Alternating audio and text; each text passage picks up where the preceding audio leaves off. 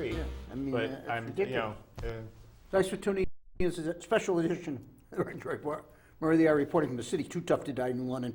Special guest today coming over from Groton and Ledger, John Scott, who serves as a state representative of the 40th district.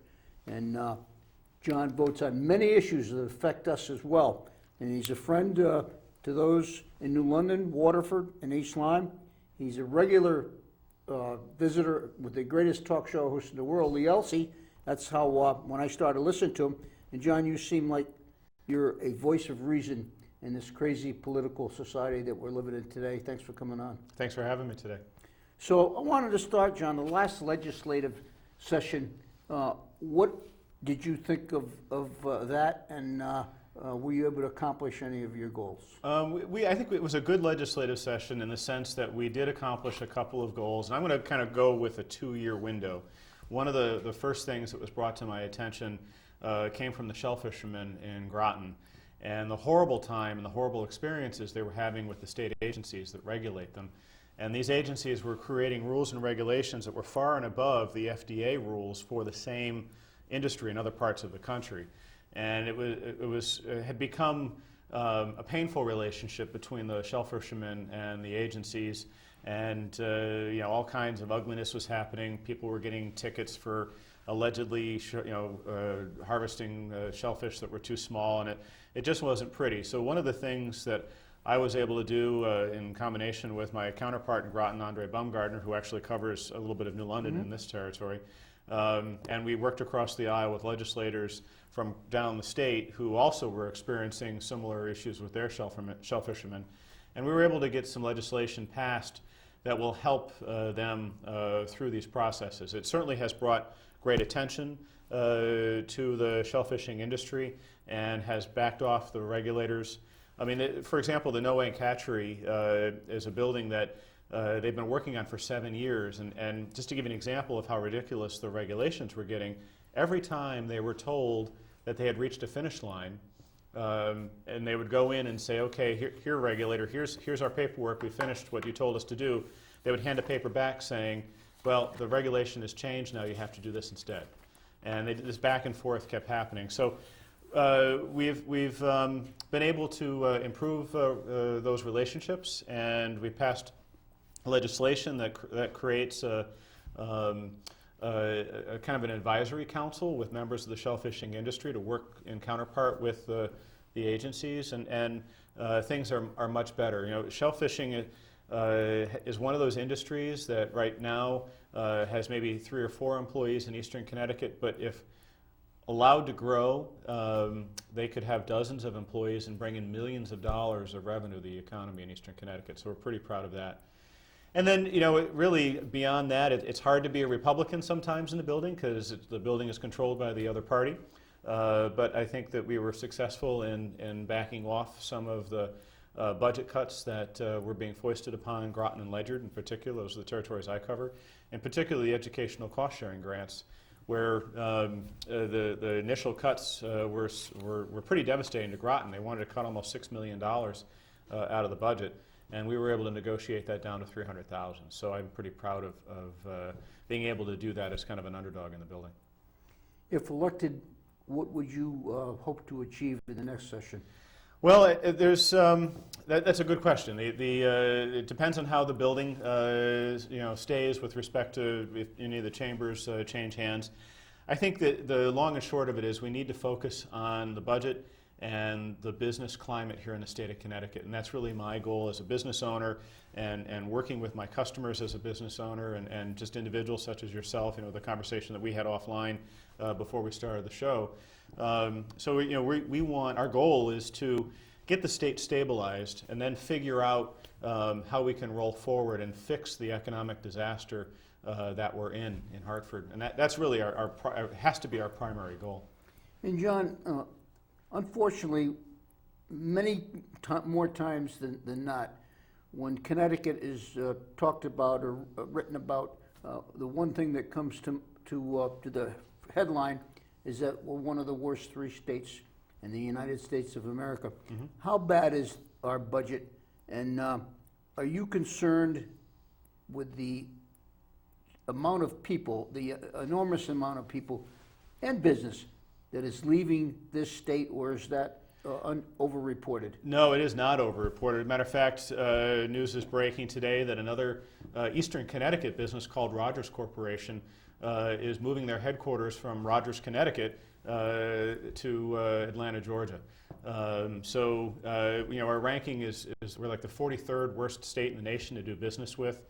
And it really boils down to our budget and to the level of regulations that we have coming out of Hartford.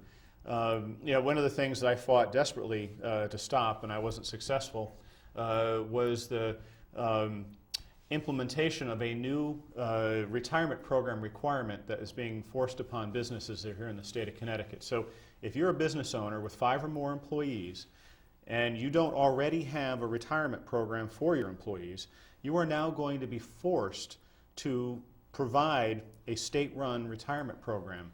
So think of all the Dunkin' Donuts franchises and the turnover that they have, and restaurants that are seasonal that just will fall over the finish line of those requirements, like Abbott's and Groton, for example. They're going to be forced to manage a retirement program, and the business owner is going to have to learn enough about how the program works so that they can educate their employees, and then the employees have to make an educated decision as to whether or not they want to participate in it. It's an incredible overreach into business operations, and quite frankly, quite an overreach into the private sector marketplace. If someone wanted to buy a retirement program and didn't get one through their employer, they can go to Chelsea Groton Bank. They sell them. They can go to the Merrill Lynch office in New London. They sell them. We don't need the state regulating, forcing business owners. And who's pushing that, John? That was the Democrats. They were pushing this thing through. And what bothers me is the state of Connecticut is basically creating another agency that competes with the private sector. And it's the second such agency. My private job, my day job rather, is working in the insurance business.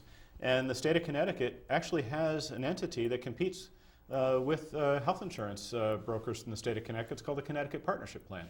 The state of Connecticut should never be in the business of competing with business, large or small, in the state of Connecticut, and that's exactly what this retirement program did. I've been doing this show for a few years, and I've met some very nice people, both Democrat and Republican. Right. I heard Kevin Skulczyk, is that how you say Yeah. it? Mentioned something this morning on Lee's show, and it was that for how many years that our government has been controlled by the Democrats. Would you agree with me that the reason that we are in this terrible situation today is because of bad legislation passed on over these years and unfortunately controlled by the Democrats in the state of Connecticut, and they are really what the problem has? Am I off base? No, you're not. No, absolutely not. I mean, it's certainly a philosophy, and the Democrats have kind of had one philosophy for a number of years about expanding the size of government. Kevin Skulczyk is right on the mark. I'm going to steal a line from an editorial that was in the Hartford Courant a few months ago, and I wish I know who wrote it, but it's a great line, in that the Democrats in Hartford see the individuals and businesses in the state as a feed bag for their liberal social policies instead of seed corn for creating jobs and improving the economy. Because they're basically in your pocket every time they get a chance. I fought off in the insurance committee an attempt to add a tax to your homeowner's insurance policy. They wanted to add a 1% tax to fund firefighter training schools throughout the state. Now, certainly noble. I mean, we definitely need trained firefighters in the state of Connecticut. But if we add this 1% tax to homeowners policies, there was no cap on that. So this year it's 1% for firefighters. 2 years from now it could be 5%. 3 years from now it could be 10%. And who knows what we're paying for. My feeling is we need to learn how to run this government within the income sources we have, and we should not be giving the state of Connecticut another source of revenue. This educational cost-sharing thing, Right? that was severely cut to many towns this Sure. year.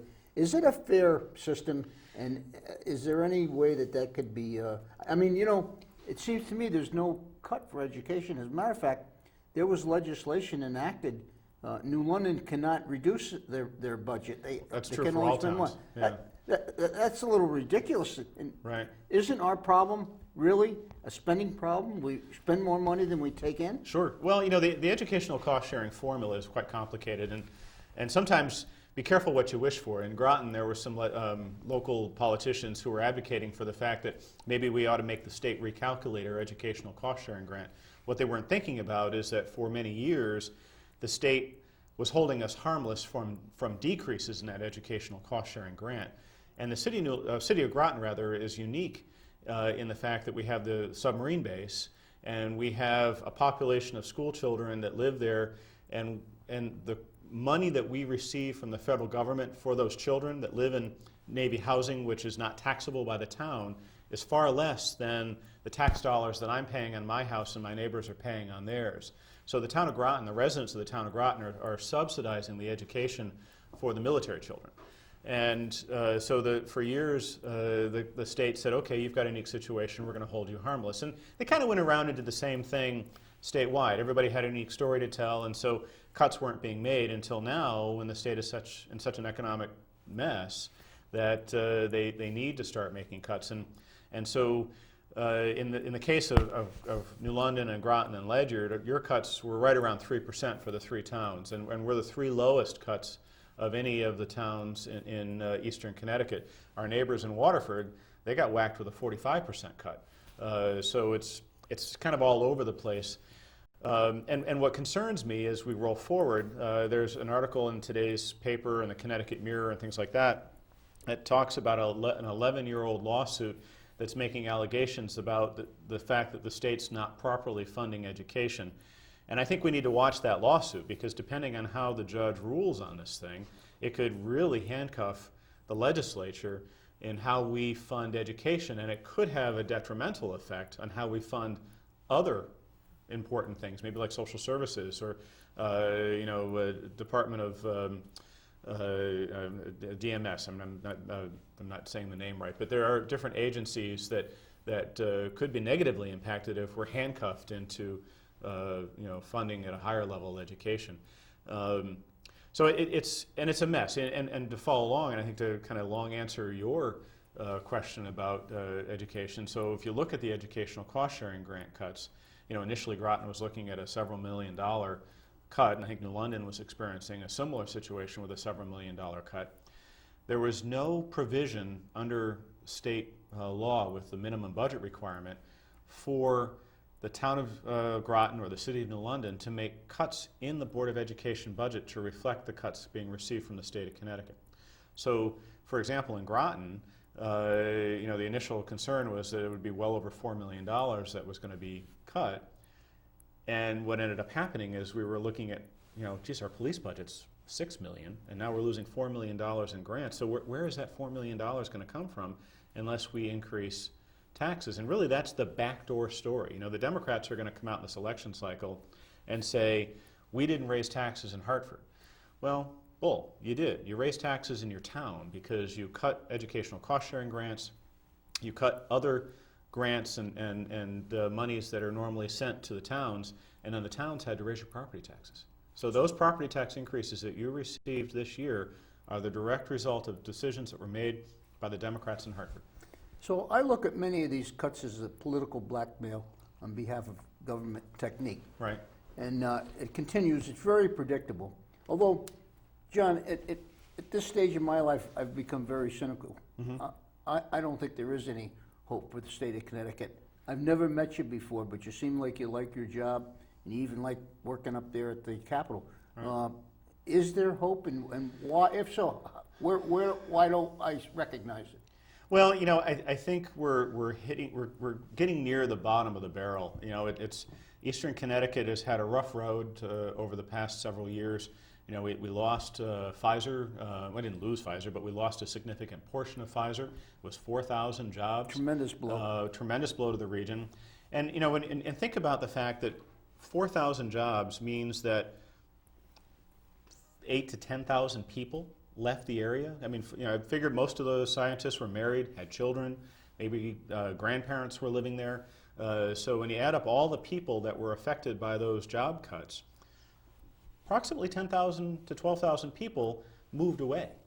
And with that went all of their spending power, and they really handcuffed our economy on a lot of levels. And I think that the other end of the state with GE moving out will experience a very similar hit to their economy. And just think about housing values, for example.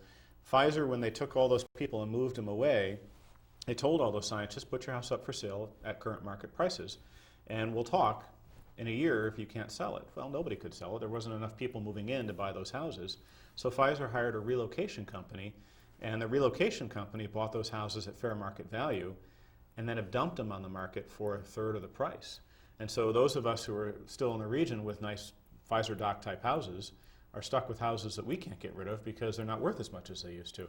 And I think that same thing will happen to the economy down on the other end of the state where GE lives.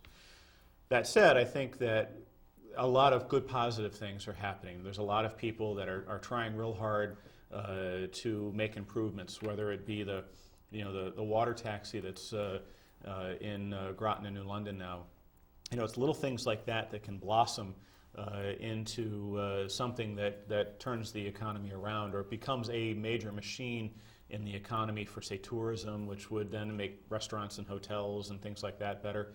But we're also, actively looking to see if we can't do things to get businesses back. Like one of my pet projects has been to try and find somebody to take on the Mystic Oral School property that's located in the 40th District in the Mystic section of Groton.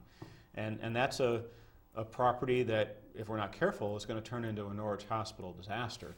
And right now that hasn't happened, but if we can get it sold sooner than later, it can be redeveloped, and it can be a wonderful asset in the town of Groton that might actually replace the tax revenue that was lost. So what do you think would go good there, John? And are there anybody? There are people who are looking, and that's one of the things that I'm going to have to continue to work on. And I did put in some legislation to kind of figure out the land problem. It's a huge parcel of land in Mystic. And at some point, when Alyssa Wright was the state representative in my district, she managed to subdivide the land. So the property where the buildings are located is in control of the Department of Administrative Services. The property between the buildings and the Mystic River was subdivided off to the Department of Energy and Environmental Services, DEEP. And so what's happening is people are looking at those properties and saying, I'm not going to deal with two agencies. And I'm certainly opposed to it being massively redeveloped. I don't want 500 condos built on the side of the hill looking down over the Mystic River. But it could be something on the property where the buildings are, as long as we can get maybe 10% of that land to allow for a road to be built down to the Mystic River. That's all they want is access. They don't necessarily want to build on that land. They just want to build a pathway, a road, a walkway. Something that can be environmentally sensitive, but yet enhance the economic value of that property. And so that's the stuff I'm going to be working on in the next session to get that property more valuable to a potential developer. And it could be any number of things. It could be a resort, it could be an office complex, it could be... So to make that happen, is that an administrative decision that can it be quickly acted on, or is that got to go through the whole It's going to have to course? go through a legislative cycle. So there's a process in which land is sold. So what I had tried to do was to get the land that DEEP controls transferred over to the control of the town of Groton. And the environmentalists kicked up a little bit and were successful in blocking that discussion for this legislative round. And I want to continue that discussion with the environmentalists in Groton. I'm not, as I've said it to them even, I do not want to see 500 condos built down the side of that hill. But I think there's got to be a little bit of a reasonable compromise with respect to a little bit of that land being available. And that's really something that can happen, I think, in the next cycle. Tell us about this mileage tax fiasco that we read about. Can you believe that? So another example of the governor kind of free-willy doing what he wants. For a while, they were actually denying that this study even existed until another member of my caucus found the actual paperwork. The state of Connecticut is the largest contributor to this federal study in the entire country. And essentially, they want to put a little GPS device in your car and track where you've driven all year long. And at the end of the year, I guess you upload the information into the Department of Revenue Services and they'll send you an invoice. So I have issues with privacy on this whole thing because Big Brother's going to be knowing where you drove all year. And I have issues with the fact that they want to institute a new tax and not cancel another one. As I said earlier in the show, you don't want to give the state of Connecticut another revenue source because they'll squander it. And who was pushing this? The governor and the Democrats. Yeah. I mean, it's almost too ridiculous to even be talking about. You know, what I find interesting is that this came out of a study a few years ago, and it had bipartisan dismay, if that's the right terminology for it. They just didn't like it, and so I thought it was a dead issue, and then all of a sudden it's back. You know, the reason they're looking at it is that cars are more efficient, and people aren't buying as much gasoline. You know, you've got electric cars, the Priuses of the world, things like that. And they had hoped for? Say again? Isn't that what the electric car and all that stuff had hoped for? Well, it's certainly, yeah, absolutely, less fuel consumption. So the state's looking at it because they're not getting the taxes. They're not getting the tax revenue. I mean, roughly, I think it's 40 cents on every gallon that you buy of gasoline is a tax. What's your position on tolls? You know, I don't want to say I'm against it. I don't want to say I'm for it yet because I think there's a lot of information that still needs to be looked at with these. So what is the big deal with that? I mean, Florida has no problem. We don't need toll booths. We have electronics to do this stuff today. Well, that's true. If they want to generate money, and many people favor the tolls. Right. I would rather see that than another gas tax or another tax on the tax. But are there pros and I'm sure there are pros and cons, but well, I think, again, I've kind of repeated this a couple times. I'm hesitant to give the legislature another source of revenue. So if we're to seriously have a discussion about tolls, I want it embedded in the Constitution of this state that the money for the tolls is to be used only for the repair and maintenance of the state's highways. Because we already have a special transportation fund, and that's, proverbial lockbox. And this toll discussion kind of comes out of a lockbox discussion. We had a vote in the legislature to amend the Constitution to create a transportation lockbox. And then 45 minutes after that vote failed, we voted against it, to sweep the special transportation fund. And that money that goes into that transportation fund is money that comes from gasoline taxes, again, supposed to be spent on roads and bridges and highways in the state of Connecticut. We swept that account to pay for the general everyday budget of the state of Connecticut of about $45 million. Well, the lotto money, when it was first enacted in the state of Connecticut, was supposed to go to pay for the school systems. Right, and not for nothing, but the income tax was only supposed to be temporary 20 years ago. You want to go another 15 minutes? It's up to you. You have time? Because there's a couple other things. Sure. Mary Jo, we're going to go another 15 minutes, please. In your campaign this year, I imagine you're working hard. You want to be reelected. What are your constituents telling you as their main issues, and has it changed since you first ran for election? I don't think it's changed. I think that one of the reasons I got elected in 2014 was that people are frustrated with how things are being run in Hartford by the current controlling party. And that feeling has not changed. And as I'm going door to door, and those people, 90% of the people when you go door to door aren't home, but for those people who do talk, they're very engaged in what their state government is doing. They're frustrated. I think if I had $1 for every time I talked to a constituent doing doors that said that they were going to leave the state after a certain lifetime milestone is reached, I'd be a very wealthy man. It's sad to see it, but people are very frustrated, and I think they've been, and I know they're very supportive of me. A lot of people follow me on my Facebook pages and are watching what I'm saying, and they're pleased with the direction that I've been going, and I think they want to see more of it. You mentioned one issue, or the most important issue, being the way the state is being run. Mm-hmm. I think yesterday, or maybe it was today, and it might have been the Mirror that reported, of the $633 million shortfall, compounded with another serious problem in that our bonding has been downgraded. What is the effect of that to the state of Connecticut? Well, the two things are actually tied together. So the bonding agencies are watching our finances and are seeing that the legislature can't keep control of it, that we're constantly chasing these deficits and constantly having to do deficit mitigation budgets. And so they get nervous that we can't pay our bills. And so, bond ratings mean a lot of money to the residents and the taxpayers of the state of Connecticut. So if our bonding level stops being an A and drops down to an A minus or maybe worse, we're going to pay more for those bonds. So when we're borrowing money to build schools and infrastructure like fixing the bridges and roads and the state's highways, that bond is going to cost us significantly more because our rating has been downgraded.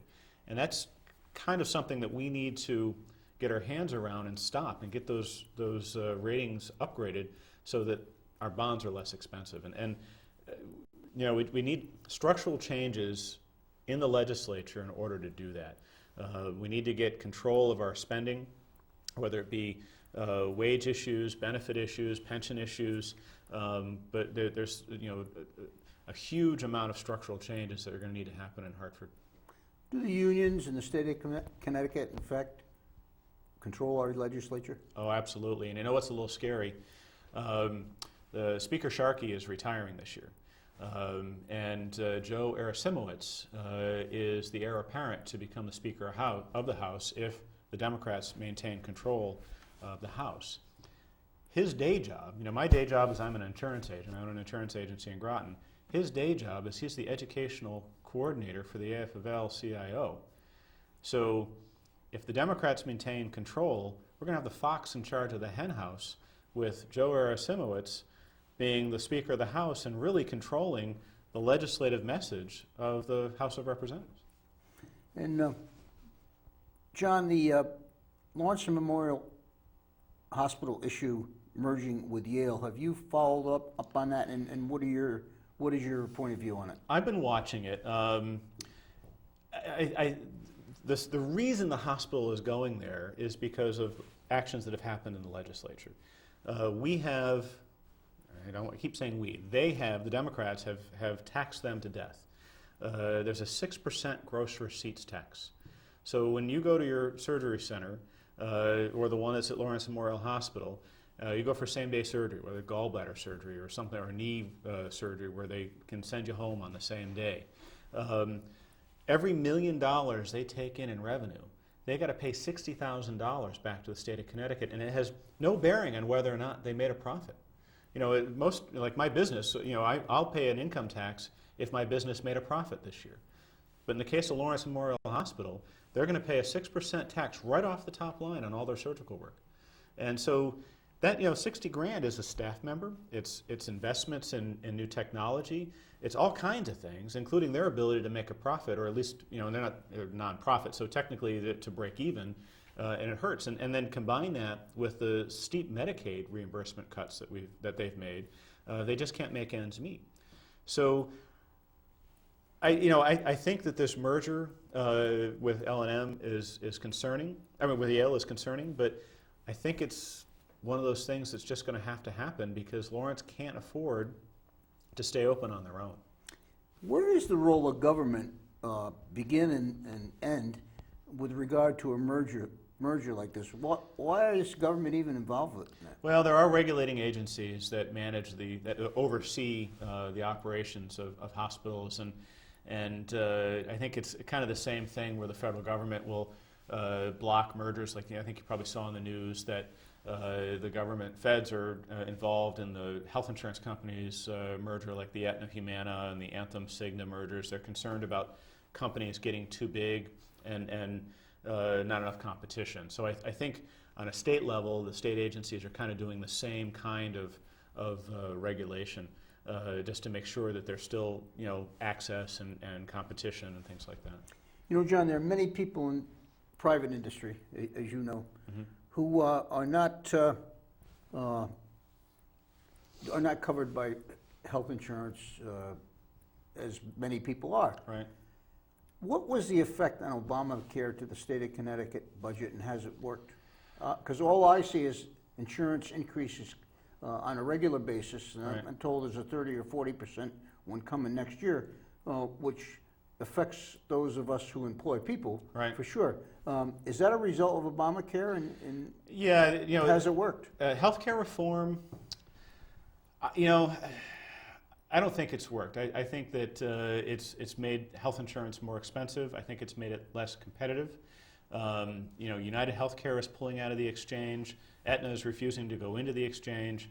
Anthem Blue Cross Blue Shield has put in for a pretty serious rate increase. Connecticut, right before a hearing, put in for a pretty serious rate increase as well. And the downside of it is taking away some of your customer service as well. Some of these rate increases that they're proposing is that they're also going to take away your ability to work with a broker. So if you have a problem with your health insurance carrier, whether it be a claim issue or a billing issue, a lot of times people will call their broker and ask for help. Well, if we're not getting paid, we're not going to do it for free. So you're going to be stuck calling 1-800-INDIA to get your customer service on these things. I don't think that the system has worked. And what's frustrating is that people in Hartford don't understand insurance. One of the things that I do for a living is design student health plans, which under the federal law are individual health plans that have to follow the Obamacare rules of being a metal color and coming under these medical loss ratio issues. And so all through the last session in the insurance committee, the legislature kept wanting to mandate certain coverages to happen here in the state of Connecticut. And one of them I couldn't stop, but it comes with a pretty serious fiscal note. It was a $20 million fiscal note to the state of Connecticut alone. And it basically mandated that a second mammography for tomosynthesis, which is normally a $20 charge, be paid for at 100%. So women can automatically go and have a regular mammography and it's free. That's mandated in the law. I don't have a problem with that. But if the doctor sees something additional and wants that second mammography, I think $20 is a reasonable charge. But we've mandated that that is free, and under healthcare reform and on the rules of all the metal colors and medical loss ratio, it has increased the cost of insurance for the consumer, and it has cost the state of Connecticut $20 million. You mentioned DM something before, and it brought to mind right away to me the Department of Motor Vehicles, which is the worst run agency in the history of the state of Connecticut. Mm-hmm. When we lost it here in New London 40 or so years ago, when we had the great Lou Jump down there and people we knew, it was a wonderful run organization. Even the day paper, I don't know who the reporter was they sent out there, but she certainly couldn't have gone to the motor vehicle department I went to. Why wouldn't they privatize it and do what's got to be done? Because they do not understand business. They never will understand business. It's never going to get any better. And that last guy who you guys hired to do that computer thing, he should have been fired and run out of town on a rail. Well, actually, the person who hired the computer company to upgrade the systems, she actually got moved into a different agency before the you-know-what hit the fan. Yeah. So unfortunately, the guy who inherited the job inherited the firing. But I think that there is bipartisan support in Hartford for some form of privatization. AAA certainly has expressed an interest. But using Massachusetts as an example, they contract with independent insurance agencies throughout the state of Massachusetts to handle some of the registration activities. So instead of you having to go to Norwich or Old Saybrook and stand in line for 45 hours, you could go to your local insurance agent, whether you're heading here in Waterford or Smith out in East Lyme, and sit in their office and get everything figured out. And if you hit a roadblock, like some people do, where maybe they owe back taxes on a car they forgot about, they can go and settle up and then not have to wait in line for another 45 hours. They can go right back to their agency's office and with the receipts settle up and get their plates. Let me give you a quick example of what happens. I had a 13-foot trailer we wanted to register. 4 trips to Old Saybrook, 2 trips to Weathersfield. You know what we did, John? We registered it in New Hampshire and paid the water bill in 20 minutes. I hear you. We definitely need to change it. It is one of the biggest frustrations in the state. Let's talk about the presidential campaign a little bit. How will that affect your election, and what do you see happening? How are you standing on it? It's going to be interesting to see how this plays out. As I'm doing doors, people are certainly talking about their frustration with the state government, but they're also talking about either their vociferous support for one particular candidate We over just another. warm up with state government. Yeah. We warm up with local government actually here, Right. but then we go to state and federal. Well, people are asking me, and I think that a lot of people in my district are strong Trump supporters. We're hearing anecdotally that a member of our caucus who's running for a federal position did a poll and found that Hillary and Trump are neck and neck statewide. But when they broke it down by congressional district, that Trump is ahead by 13 points here in the 2nd congressional district.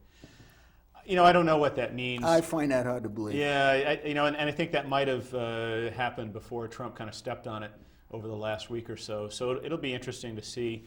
What I worry about, in the year that Obama first was elected president, the Republicans down near got swept out of the building in Hartford.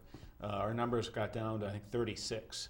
And a lot of us lost not because we weren't doing a good job, it's because people were just so happy to vote for Obama that they just stayed on the D line and kept voting. I hope and pray that, as things roll forward and I think both candidates have their issues. I don't think there's going to be a level of excitement like there was that first year Obama got elected. I mean, there was just huge amounts of excitement for him as a candidate. But whatever happens rolling forward, I hope that people think about who they're going to vote for, that they don't stay, if they're going to vote for Hillary, that they don't stay on the D line, that they think about, maybe it's a good idea to send a Republican or two to Hartford because we need to make some serious changes. John, there are those of us that do that, but there are also many people out there who would vote for a chimpanzee if it was registered on their party line. Yeah. And I don't know how that's going to work out, but for sure this is... It's interesting when I'm doing doors. Occasionally I'll come to a door and I'll see it, and we have a walk app that we use on our cell phones as we go around, and I'll see, as I approach the door, that this person's a Democrat and a strong voter. And so I'll introduce myself, and sometimes they're real nice and happy to talk to me and appreciate that I've come to the door. And even as a Democrat, they're frustrated with what their party has done in Hartford. But then there are others who are just so vociferous as a Democrat, they'll hand me back my brochure and say, I'm a Democrat, I don't ever vote for Republicans. So your campaign strategy is you still have to walk even over there in Groton? I have already worn out a pair of sneakers, and I am 1,300 doors in. I've completed one entire voting district in Groton. I intend, my goal is to knock on every door in the district before the end of the campaign. John, is there anything else that I missed that you want to touch on? I think we've covered a lot of stuff. One thing you wanted to touch was the sales tax. Oh, that's a great thing. I'm glad you brought that up. Just so people are aware, and I've been talking about it in my side of the river, sales tax free week is coming up. It ties in wonderfully with back to school sales here in Connecticut. Clothing, $100 or less is tax free starting on August 21st and goes to the 27th. So go shopping and spend some money, support those jobs in the retail sector, and save yourself a couple of bucks. I think the threshold is anything under 50 is tax-free, but so you have an extra $50 you can play with and save sales tax. Well, John, we wish you the best of luck and want to thank you for coming in. Thank Come you again? I'll come again, And absolutely. maybe we'll bring Bumgardner. Sure. in Actually, it'd sometime. be a good idea for him to come over here. We wish you the best of luck, John. Thank you. The voters out there certainly deserve you, and hopefully they consider you. I hope they do too. Thank you. You can tell he does a good job for crying out loud. Thanks for tuning in to this edition of Renshaw Report. Murray, in the city too tough to die in London.